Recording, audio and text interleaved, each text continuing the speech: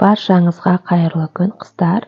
Бүгін сіздермен осындай үй жағдайында холодец дайындайтын боламыз. Ең алдымен осылай сирақтарын алып, жақсылап жуып, үстінен салқын суды құйып, бір рет қайнатып, суын төгіп тастаймыз. Себебі, білесіздер, жағымсыз иістер болуы мүмкін. Мен бір рет емес, тағы да екінші рет салқын суды құйып, 2 рет қайнатып төгіп тастадым. Қайнап жатқан суыма осындай қара кесек етті салып бірге пісіремін. Себебі холодецім дәмді болғанын қалаймын. Және сіз өзіңіз қаласаңыз жанына картоп, сәбіз пісіріп қоссаңыздар болады. Менде сирақтарым 8 сағаттай қайнап шықты. Міне өте жұмсақ болып үзіліп тұр. Сізде де осылай пісуі қажет. Және пісіріп алған етімді, сәбізімді әдемілеп, турап, дайындап аламыз. Содан кейін сорпамызды құйып, холодецтерімізді жинайтын боламыз.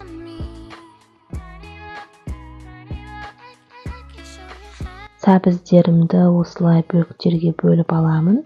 Және де әдемі болып шығуы үшін қазір жұлдызша формасымен кесіп алатын боламын.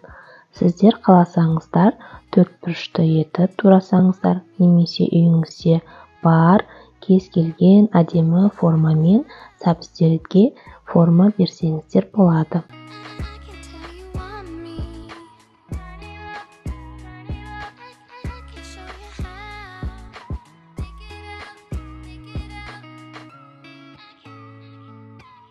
Қайнаған сорпамызды міндетті түрде осылай сүзгіштен өткізіп аламыз. Себебі арасында майда сүйектердің болуы мүмкін. Мен осындай шыны ыдыстарды алдым, әдемі болып шығу үшін. Бірінші сәбіздерімді орналастырамын, және қасына өзім үйде бар көкшөптерді орналастырып, етімізді салып, үстінен сорпамызды құйып, холодецтерімізді бір түнге тоңазытқышқа жібереміз. Сіз өзіңіздің қалауыңыз бойынша, идеяңыз бойынша әртүрлі формаға салып жасасаңыз болады.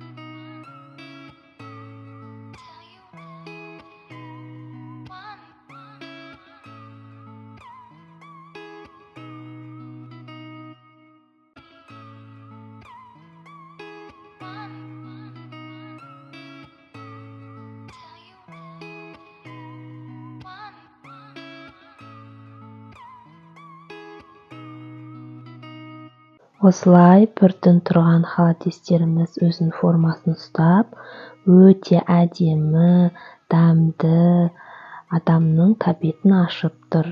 Сіздер де жасап көріңіздер, ас болсын. Келесі видеода кездескенше.